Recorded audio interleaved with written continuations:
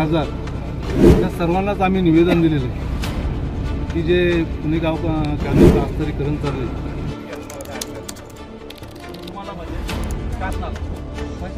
म्हणजे आत्महत्या करायची वेळ येईल अशी वेळ यायला नको म्हणून खऱ्या अर्थानं जे हे कॉन्क्रिटीकरण हे जर कॉन्क्रिटीकरण जर थांबलं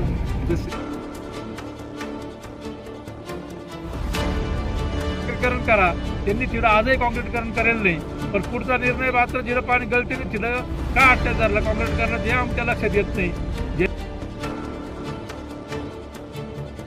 त्यानंतर एक 15-1 दिवस चालता जनावरांना चारा होऊ शकतो, बागेला एखादं पाणी मिळू शकतं. जरी जवळून पाणी जात आहे आम्हाला कुठला त्याचा फायदा होत नाही, त्याच्यामुळे आमचा विरोध आहे. कॅनलचं काम कॉन्क्रीटीकरणाचं चालू आहे. ते वारंवार मिटिंग घेऊन मंत्री महोदयाला भेटून हे काम कुठल्या हालतमध्ये थांबत नव्हतं. ते सर्व शेतकऱ्यांनी येऊन आज इथं काम थांबवलं आणि आम्ही त्यांच्या डिपार्टमेंटचे जे काही अधिकारी असतील, पोलीस अधिकारी असतील, डिपार्टमेंटचे कोणी अधिकारी असतील, त्यांना विनंती केली की आमचं काम 2 दिवस तुम्ही 7 तारखेपर्यंत आम्हाला मंत्री महोदयांना भेटायला टाईम द्या. त्याच्यानंतर 8 तारखेला आपण तहसील कार्यालय किंवा प्रांत कार्यालयामध्ये मिटिंग लावू आणि त्याच्यावरती चर्चा करू. काय निर्णय होईल तो सर्वांमध्ये मान्य केला शेतकऱ्यांनी आणि आम्ही जो 8 तारखेला काही निर्णय होईल त्याच्यावरती चर्चा करून आम्ही 8 तारखेला सगळं बाकीचा पुढचा निर्णय घेऊ. एवढं बोलतो आणि थांबतो.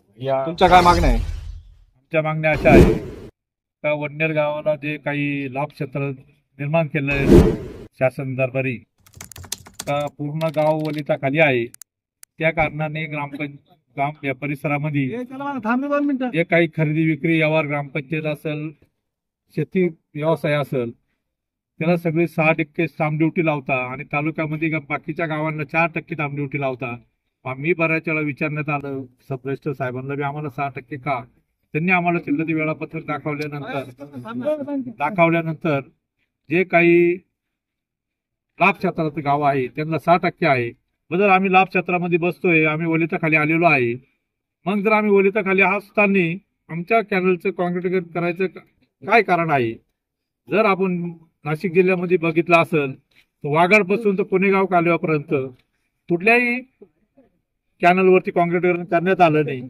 मग पुणेगावचाच हद्यास का? पुणेगावच कॉन्क्रीटीकरण का करायचं? पुणेगावचं कॉन्क्रीटीकरण करायचं कारण असं आहे, खऱ्या अर्थाने पुणेगाव ते दरसवाडीपर्यंतच कॅनलचं पाणी पोहोचतंय. पण हे सगळं करीत असताना येवल्यामधले जे प्रतिनिधी आहे त्यांच्या हट्टापोटी जर तुम्ही आमच्या हक्काचं पाणी तुम्ही घेऊन जाणार असाल तर ते आम्ही कदापि मान्य करणार नाही. दुसरं कारण असं आहे की आमचे शेतकरी वडनेर गावाचं शिवार जर तुम्ही बघितलं तर फार मोठा शिवार आहे. लोकसंख्या 35,000 ते 40,000 लोकसंख्या आहे.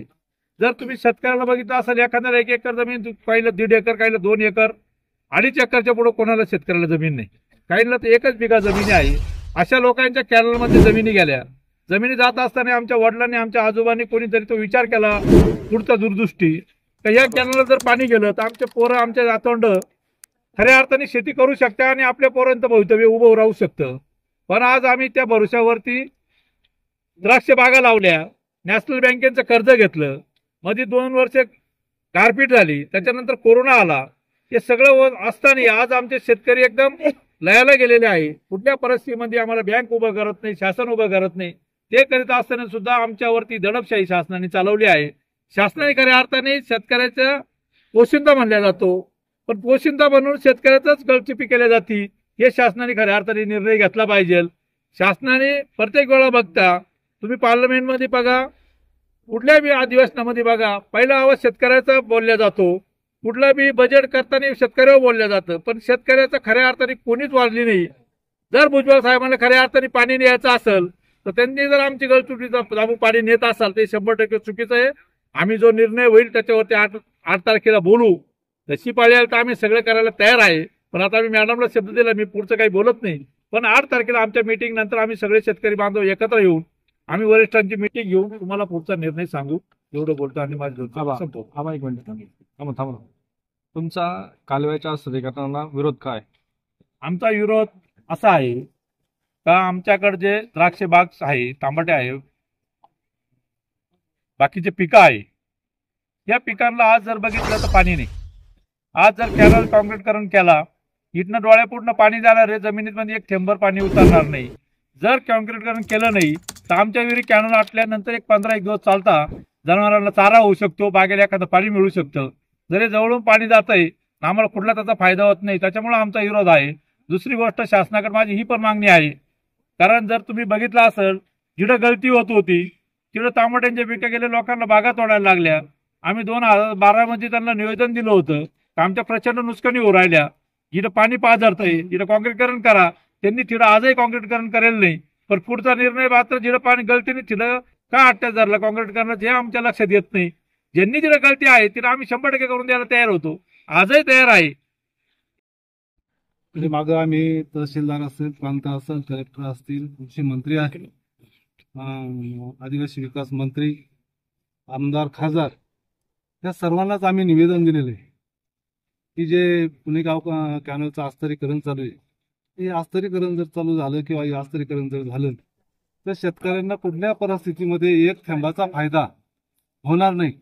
शासनाचा जो निर्णय असतो का शेतकऱ्यांसाठी किंवा जनतेसाठी जे काम करतात, मग जर जनतेसाठी काम करतात आणि हे तर जनतेच्यावर अन्याय होणाऱ्यासारखं हे काम, या सगळ्या गोष्टी आम्ही त्यांना कळवल्या, परंतु त्यांनी कुठल्या प्रकारचा म्हणजे मध्ये त्यांनी महिनाभर कामही बंद केलं आणि पुन्हा आता एक पोलिसांचं बळ घेऊन आणि दडपशाहीनं त्यांनी कालपासून काम चालू केलं. पुन्हा आम्ही शेतकऱ्यांनी एक चर्चा केली की आपल्याला जे काही आपली पिकं आहे तिथं उद्ध्वस्त होणारी उद्याकडे जे काही शेतीचे कर्ज असतील तर ते कर्जापोटी शेतकऱ्यांना म्हणजे आत्महत्या करायची वेळ येईल. तर अशी वेळ यायला नको, म्हणून खऱ्या अर्थानं जे हे कॉन्क्रीटीकरण हे जर कॉन्क्रीटीकरण जर थांबलं तर शेतकऱ्याला काहीतरी थोडंफार का होईना निदान पर्क्युलेशनला 8-15 दिवस किंवा महिनाभर चालेल अशा प्रकारच्या विहिरीला पाणी राहील. म्हणून ह्या दृष्टीनं हे काम होऊ नये म्हणून आम्ही आज तो निर्णय घेतला आणि आम्ही पुणेगाव कॅनलवरती सर्व शेतकरी इथं आलो आणि आम्ही ते काम बंद केले. परंतु त्यांच्या डिपार्टमेंटनी आम्हाला 8 तारखेपर्यंत सांगितले की तुम्ही 8 तारखेपर्यंत वरच्या लेवलला चर्चा करा. आम्ही वरच्या लेवलला जिरवळ साहेब असतील, कटे साहेब असतील यांच्याशी चर्चा केलेली. त्यांनी सांगितलं की विखे पाटील ह्या खात्याचे मंत्री, आपण यांच्याशी चर्चा करून आणि तो निर्णय घेऊ. साधारण 7-8 तारखेपर्यंत आपण त्यांचाही निर्णय घेऊ, ते काय म्हणताय, आणि त्यांना आम्ही हे काम म्हणजे बंद करण्यासाठी आम्ही भाग पाडू. आणि जरी त्यांनी काही म्हणजे वेगळा निर्णय घेतला तरी आम्ही पुन्हा शेतकरी काहीतरी विचार याच्यामध्ये करू. आणि कारण नुसतं 8 तारखेला त्यांनी उद्या नाही परवानगी दिली, जर कॉन्क्रीटीकरण झालं तर शेतकऱ्यांचं आतून आत नुकसान होणारच आहे. म्हणून नुसतं आजचं आंदोलन केलं आणि उद्याचं थांबलं असं नाही. तर आम्ही जी 8 तारीख दिली ते ही मंत्री महोदयांच्या भेटीसाठी आणि त्यांच्या चर्चेसाठी घेतलेली. त्यामुळे आम्ही आता त्यांनी 8 तारखेपर्यंत इथलं काम थांबवलंय. 8 तारखेनंतर पुन्हा ते जे काही निर्णय देतील तो निर्णय आपण बघू आणि नंतर पुन्हा आम्ही शेतकरी आपण विचार करून मग त्याच्यावरती खऱ्या अर्थाने निर्णय घेऊ. पण आमचं म्हणजे व्यक्तिशः जर तुम्ही माझं विचाराल तर मी 100% ह्या आस्तरीकरणाला माझा 100% विरोध आहे, आजही आहे. आणि उद्या 8 तारखेला त्यांनी काही निर्णय दिला तरी त्याला सुद्धा माझा विरोध राहील. आणि उद्या जर त्यांनी काम चालू केलं तरी आम्ही ह्या कॅनलवरती पुन्हा येऊ आणि पुन्हा काम बंद पाडू. कारण जो निर्णय असेल हा शेतकऱ्यांसाठी म्हणता. मुख्यमंत्र्यांना जर टीव्हीवर किंवा तुमच्या माध्यमातून ज्या टायमाला बोलता तर आम्ही कोणासाठी, शेतकऱ्यासाठी करतो. शेतकऱ्यासाठी फक्त टीव्ही माध्यमावरती बोलता आणि इकडे मात्र शेतकऱ्यांच्या मुंडीवर पाय देतात.